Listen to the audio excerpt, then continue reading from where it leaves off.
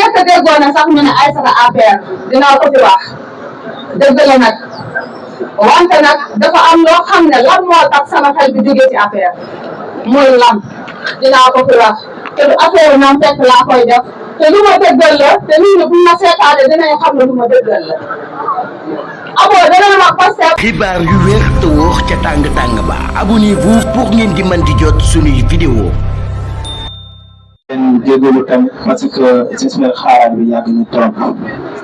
di dalal ñi nga xam ne ni ñooy suñuy gan di Pastef bu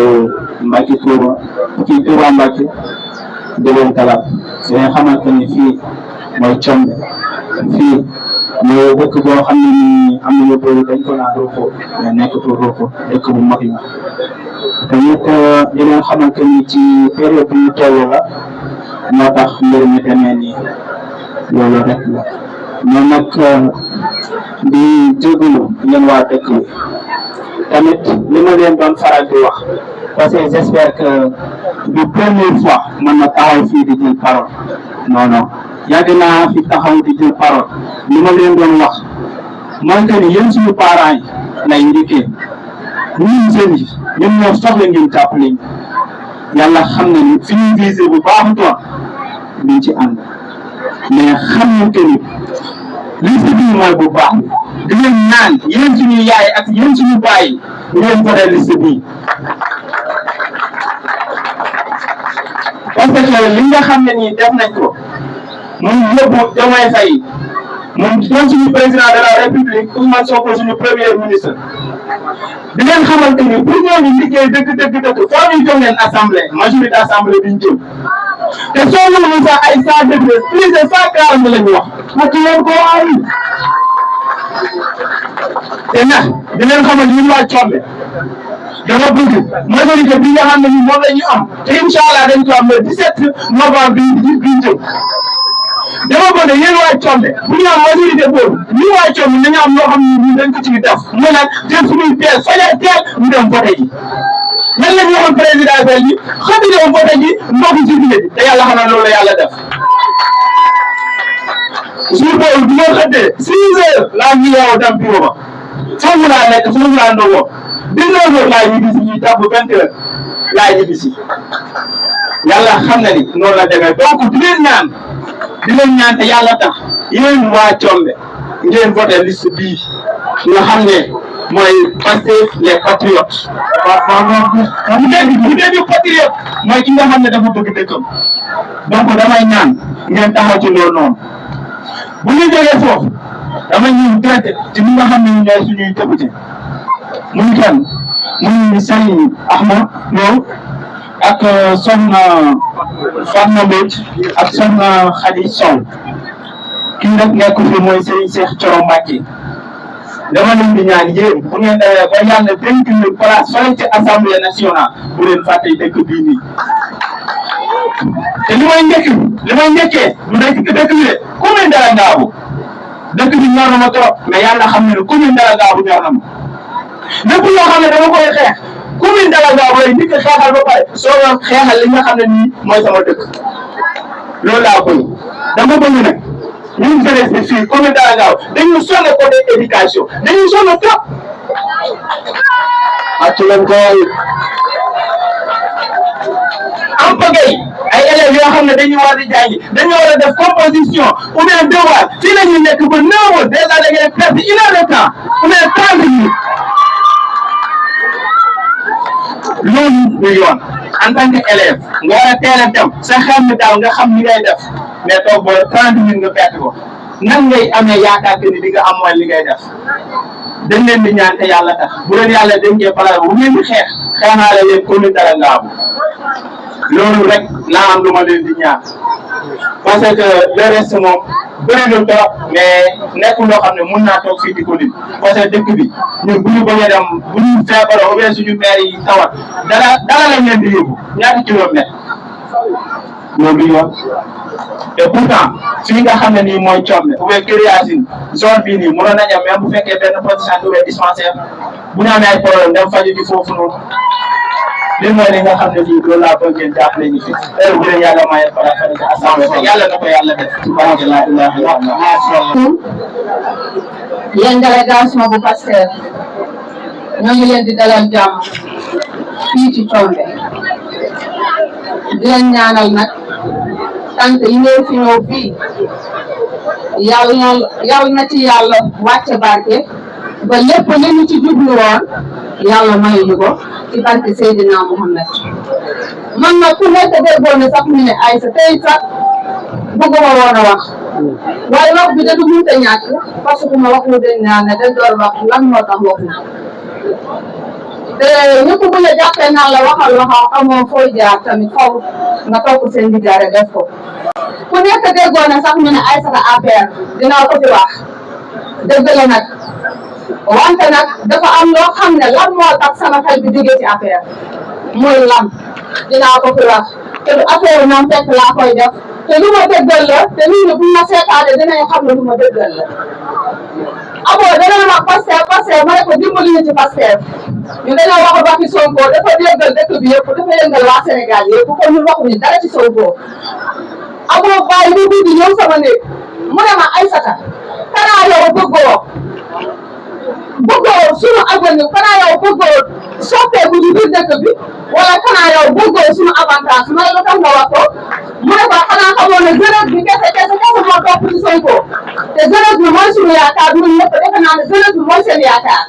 kon nag bu ngeen toogee yéen mag ñi tey jii ngeen ne bëggu leen waa Pastef kon lan ngeen bëgg jeunesse bi te ñun dañoo jóg ko waaw ñun askan wi dañoo bëgg ngir taxaw man damaa jóg pour taxaw ngir Thiombe di jóg pour taxaw ngir dara ngaabu man abo Ndiaye jour boobu gàcce boobu bi ma fanaanoo mënu ma koo nettali benn doomu aadama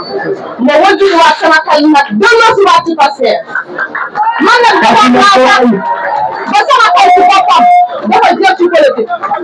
parce que man dama dow ci politique waaye gisuma ci benn importance ndax lu dul dara de tey bu ñu nee benn bokk yaakaar dëgg la Macky Sall moo sos fii affaire ñu ne benn bokk yaakaar coalition bi ñëw fekk si ko muy benn bokk yaakaar woote nag Macky Sall nag du dara mooy ay militants yu Macky Sall moo waral képp ku nekkoon ci APR nga dem ba libéré APR kon nag maa ngi leen di ñaanal yéen ñi nga xam ne yéen ay militants yi parce que tamit la dal waa benn bokk yaakaar duñ leen dal te dañoo rafet ci seen yéen ñi nga xam ne yéen a jóge APR la ma ciy wax nag du bëri parce que genn waay bi yëpp Abo Ndiaye wax na ko délégué yi ne ci Thiombe yëpp Abo Ndiaye da koo wax waaye ñu ngi leen di ñaanal le 17 novembre defe naa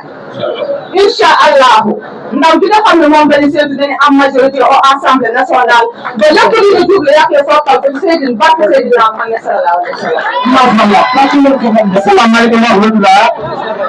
mbokki Thiombe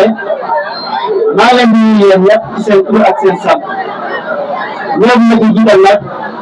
délégation bi ma àndal te suñu coordonnateur départemental jiite ko muy honorable Ahmadou Lo ku ci teg honorable Cheikh Thioro nekk tête de liste au niveau départemental ku ci teg sëñ Assane Bismou Sëriñ ak sëñ Moussa Diouf Badiane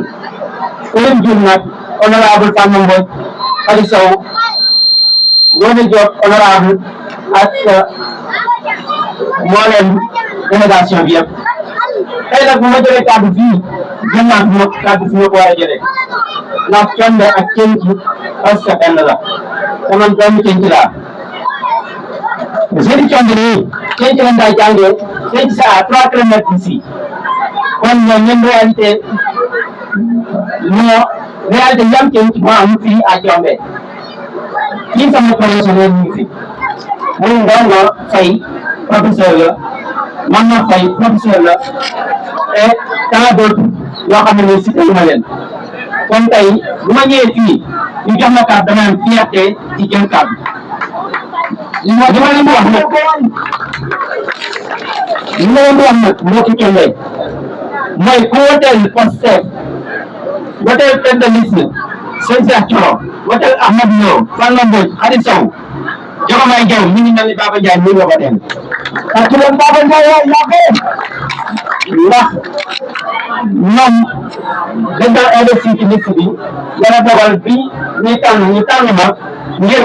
tànnuñu ma ngir xaalis tànnuñu ma ngir taar tànnuñu ma ngir xam-xam mais dañ maa tànn ngir Pastef nag bu ma ko amee c'est grâce à ma localité parce que bu bokkee bu ma yoroo bu ma jógee kenn du nekk sama ginnaaw kon yaakaar naa kenn du ma dugal ci bis kon dama leen di ñaax yéen waa Thiomré bu fekkee am ngeen cofeel ci Mamour Faye bu fekkee am ngeen cofeel ci Mamour Faye bu fekkee am ngeen cofeel ci parmi tant d'autres moo xam sama camarade de classe fii ngeen votel au soir du 27 novembre yi ñu votel Pastef parce que boo doon am 140 députés incha allah lépp seen revendication yëpp mën nañu ko yóbbu assemblée bu leen gisul Amadou Lo jàpp nañ ci man nii seen revendication bu ngeen mën a revendiquer incha allah dina si ci moom wasalaam damay bañ a guddal merci beaucoup. asalaamaaleykum wa rahmatulah. ñu ngi nuyu ñëpp di leen dalal jàmm ci biir dëkk bi di sant bu baax a baax ci déplacement di leen ko ci di leen wax aussi soyez la bienvenue ici à Thiomré donc li ñu teewal fii tey mooy parti Pastef mooy la coalition Diomaye président mooy le mouvement interne mouvement pour les transformations nationales. alors fierté bu baax tey ma gisaat sama ay promotionnaires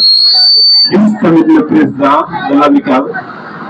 départementale de tous les étudiants du département de Mbacké gouverneur national maa ngi leen ziar bu baax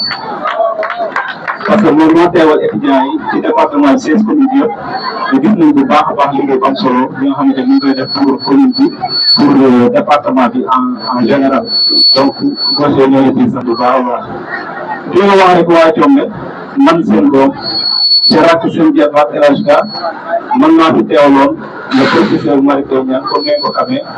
moom actuellement moom moo nekk ci wetu président de la République comme directeur de cabinet donc loolu dafa nekk loo xam ne vraiment monsieur le président kóolute gi nga xam ne wóolu na ko jokkoo suñu candidat loolu tamit tax na ñu tamit lu gën a sawar pour ñu ci Pastef bi ñu ñëwee moom moo personnellement mu ne ma mouvement bi ren dañoo ñëw fas yéene ànd ak Pastef pour ci élection législative ma ne ko professeur vraiment tubaab sax lañ koy wax ma ne ko wax dëgg yàlla professeur ko mbaɗɗa ko hina yoori trop par ce que ƴettude parti no fotno ngara gonta e Pastef ko nganndatana koko yoori déjà le fait que moom mu woma téléphone rek considération la parce que le premier directeur cabinet mu nekk le professeur Mbacké woo démb bi feebu di tonne man di ko woo téléphone di ko nemmeeku loolu dafa nekk loo xam ne wax dëgg yàlla man sant naa ji bu baax a baax parce que bëri na ci yoo xam ne yor nañ di leen loolu ñu ñoo ko fexe ba amuñu wax audience waxuma nag loolu mais ñu gis téléphone am di yooyu di ko woo ñun ñu ko mooy ñu ngi présenté Babou Ndiaye bi fi génn léegi sama doyen la bu ñu ko votalee ñu votalee seen Cheikh Thioro Mbacké ñooñu dañ la mën ngeen votel su ma leen votalee jàpp nañu mën ngeen votel day gën naa ne tamit ñoom ñu di seetaan seen doom ñu ñaaw fi ñun n'est-ce pas donc le 17 heure bii ñu fi dajewaat yóbbu victoire victoire Pastef incha allah parce que 140 députés yi war na mën a nekk te yaakaar naa war na nekk incha allah kon maa ngi leen di kàddu gi di leen sant bu baax. macha allah incha allah. kàcce leen. rahmatulah taala wa barakatuh. ñooñu di nuyu mbokki Thiomré di am mbégte bu rëy teew fii tey pour waxtaan ak yéen ci élection législative yi ñu nekk di jiital ci suñu kàddu di nuyu suñu kilifa yu tedd di ñu àndal di mbokki Serigne Cheikh Thioro Mbacké mais aussi di suñu ay mbokki patriote te day yenn bu ñu ànd ak ñoom saa su nekk bu ñu jëlee kàddu ñu tàmbalee ci ñoom nuyu leen di nuyu Serigne Assane Mbacké di nuyu Serigne Moustapha Diouf Lambaye mais aussi di nuyu suñu kilifa d'un point de vue administratif muy le coordinateur départemental Serigne Ahmadou Lo nga xamante ni c'est l'un de nos candidats investis di nuyu suñu candidat investi soxna Fatma Mbodj nga xam ni dafa bokk ci législature bii di génn nekkoon député boo xam ne taxawal na askan bi liggéey fi liggéey bu am solo di nuyu soxna Khadis Sow mi nga xam ne aussi ren lañ ko investir ak soxna Ngone Diop mi nga xam ne mooy suppléante am di nuyu ñëpp ñi nga xamante ni ñoom la ñu àndal di nuyu waa dëkk bi ak kilifa dëkk bi di leen jottali nuyu suñu kilifa Serigne Cheikh Thioro Mbacké bu ñu leen jottalee nuyoom noonu lañ leen di jottalee nuyu jiitu réew mi ak nuyu président Ousmane Sonko mi nga xam ni mooy suñu leader te moo ñu yebal ñu ñëw ci département bi ànd ak yéen liggéey bi ñu ngi rafetlu bu baax ak bi nga xam ni moom ngeen di defal di am xel mu dal lool ci kàddu yi fi ji ñu dégg ko ci ñi fi wax ñëpp te li ci ëpp solo mooy xam nañ cofeel bi ngeen am ci président Ousmane Sonko nekk na fi ba noppi waaye dafay devoir ci ñun dafay yell ci ñun bu ñu ñëwee ci yéen aussi ñu wax leen ni leen naam guddi ngeen leader bi am na solo waaye doyul parce que cofeel gi ngeen am ci moom li mu leen dig moo tax waaye li mu leen dig nag nga xam ne bu ngeen ko joxee assemblée nationale lu koy mën a matérialiser maanaam ci lu koy mën a jëmmal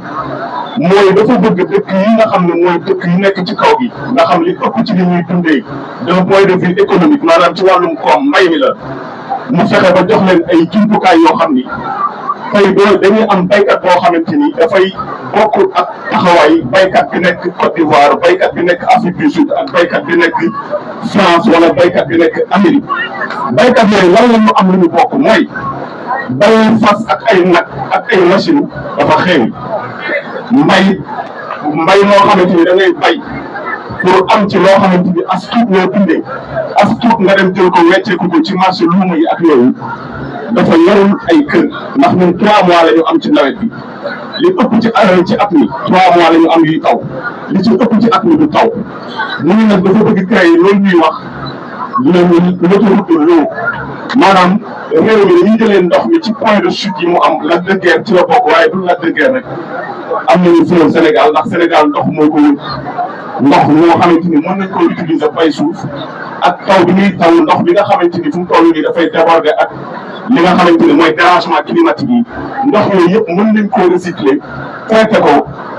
fexe ba delloowaat ko ci suuf si wala ci biir askan wi ngir ñu mën ko jëfandikoo autoroute de l'eau boobu dafay mën a tax mbayum nawet am nga xamante ni dañu mbayum nawet dañ koy réserver exclusivement pour dundee ko waaye mbayum noor yi day am ci mbayum noor moom nag la ñuy créer li nga xamante ni mooy une agriculture moderne boo xam ni suñu agriculteurs yi dañuy am formation bi ñu war a am accompagnement bi ñu war a am ci jumtukaay ak ay moyens ba bu ñu bayee mbayum noor moomu dafay nekk mbay moo xam ne dañuy mën a créer ay li ñuy wax ay chaîne de valeur mooy léegi joxe naa exemple ci dëwlin ji waaye mën naa joxe exemple ci gerte gi mën naa joxe exemple ci dugub ji parce que dugub mën nañ ko bay ci noor wala ñambi wala pataas buñ ko bayee au lieu que ñu koy déqi noonu rek bàyyi ko mën nañ ko transformer te transformation bi buñ ko defee feneen fu dul ci dëkk yi nga xam ni fii lañ koy bayee nga xam dañuy créer ay unité de transformation yoo xam ne mën na nekk Dalangaabu mën na nekk ci dëkk bi ñu fi transformer produit yi di ko def mburu wala ñu koy def farine wala di ko def la mu mën a nekk un produit dérivé mais un produit fini boo xamante ni tey consommateur bi ci biir kër gi dina ko mën a consommer directement te du ko jëlee fu sori li ñu koy jëlee fu jege mooy tax njëg gi day jàppandi donc loolu bokk na ci li nga xam ni loolu la président de la république bëgg a def te loolu du ay wax man ñi nga xamante ne mën naa ko expliquer bu ma ko expliquer dina leer loo xam ne ci ñu suufee ñëpp dañ ko comprendre te dañ xam ne mën nañ nekk bu ñu bàyyee fii jël stocké fii jël transformé fii jëfandikoo fii bu doon jar téeméer ak fukk duñu mën a jar ñun fukk parce que du dem ba Dakar wala mu dem ba France ñu transformé ko dugalaat ko ci réew mi pour nit ñi mën ko jëfandikoo donc loolu bokk na ci li nga xamante ni moom la ñuy proposé Fatma ngeen baal ma kàddu yi parfois day xaw gudd parce que il faut que aussi nit ñi leen di expliquer ñu leen cofeel bi ñu am ci président Ousmane Sonko kenn amul seen fay ci loolu waaye am nañu cofeel ci ku ko mag am nañu cofeel ci koo xam ne dafa jël ay ndaw ñu mel ni ñun jël ay sëriñ su tedd ju mel nii nga xamante ni kenn ku nekk ci ñun def na ci yow pas-pas boo xamante ni réew mi bëgg nga ko te ñor na la kon jàppale leen suñu investir yi jàppale leen suñu candidat yi fal leen parce que bu ngeen leen falee di ngeen gis Sénégal bu bees boo xam ni njàng mi dina soppeeku dégg naa sëñ Abo wax ko dégg naa Aïcha Koré wax na ko yéen ñëpp dégg nañ leen on vous écoute attentivement et on prend note parce que suñu nit yi ñëpp dañ koy enregistré na ngeen xam ne lépp lu si jàmbat muy njàng mi parce que Sénégal ñetti xale yoo jël ñuy jàngi bi ñu defee diagnostic di saytu gis ñu ñaari xale ci yoon bi dañuy abandonné donc éducation santé bépp secteur fexe nañ ba indi projet boo xamante ni bu ñu joxee assemblée nationale jox ñu ay jumtukaay dinañ ci liggéey ba réew mi nag Sénégal soppeeku naxe jeex fi bu ñu ñëwati fii jaar ci tali bu ñu ci ñëwee fekk fi poste de santé wala case de santé bu équipé am un personnel de santé bien formé am ay jeunes yoo xam ne dinañ leen formé incha allahu rabbi bu ñu mën a jëriñ seen askan jëriñ seen gox ak fépp ñu mën a nekk ñu leen di sant di leen gërëm te di leen fàttaliwaat spécimen bi ngeen xam ne ni la mel le président Ousmane Sonko moo ci nekk avec le logo Pastef fu leen ko jaawale moom ngeen di jël dugal ko ci enveloppe yi te enveloppe bi ngeen ko taf ñu ngi leen di sant di leen jéggalu ci kàddu yi bu macha allah bu dee dëgg na ñoo ngi koy macha allah